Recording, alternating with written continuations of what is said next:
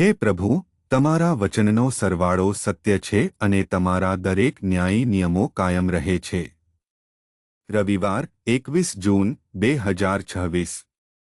આજે સવારે અમારા ધ્યાન માટે મેં ક્રોનિકલ્સના બીજા પુસ્તક પ્રકરણ 20 શ્લોક 18 માંથી પસંદ કર્યું છે.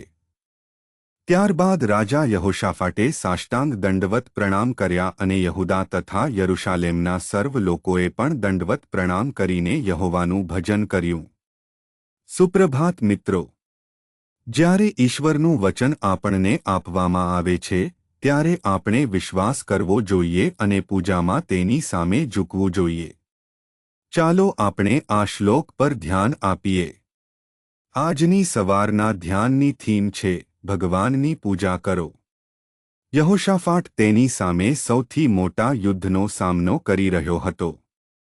તેને ખ્યાલ આવ્યો કે 3 શક્તિશાળી સૈન્ય તેની વિરુદ્ધ આવી રહી છે અને તે ચોક્કસપણે જાણતો હતો કે તેની તાકાત શું છે. તેની પોતાની તાકાત ચોક્કસપણે યુદ્ધ જીતી શક્યું નહીં, કારણ કે જેઓ તેની સામે ઊભા હતા તેઓ શક્તિશાળી અને શક્તિશાળી હતા. તે સમયે તે અને બધા લોકોએ ભગવાન તરફ જોયું અને પ્રભુનો આત્મા યહઝીએલ પર આવ્યો, જે ભગવાનના એક પ્રબોધક છે, જેણે દાવો કર્યો અને કહ્યું, મક્કમ રહો અને જુઓ કે પ્રભુ તમારા માટે લડે છે. તમારે તમારી લડાઈ લડવાની જરૂર નથી, કારણ કે ભગવાન તમારા માટે લડે છે. આ સાંભળે યહોશાફાતે જમીન પર પ્રણામ કર્યા. યહુદા અને યરુશાલેમના બધા લોકો પ્રભુની ભક્તિ કરવા લાગ્યા.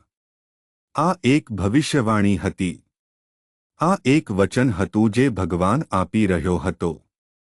પરંતુ જે ક્ષણે યહોશાફાતે તે સાંભળ્યું, તેણે વિશ્વાસ કર્યો અને તેણે પોતાને ભગવાન અને ભગવાનના વચનને સમર્પિત કરી દીધા અને તેણે પ્રભુની પૂજા કરી કે જાણે કે તેણે પહેલેથી જ વિજય સ્વીકારી લીધો હોય, જાણે કે તેણે યુદ્ધમાં જતા પહેલા જ વિજયનો સામનો કર્યો હતો અથવા અનુભવ્યો હતો.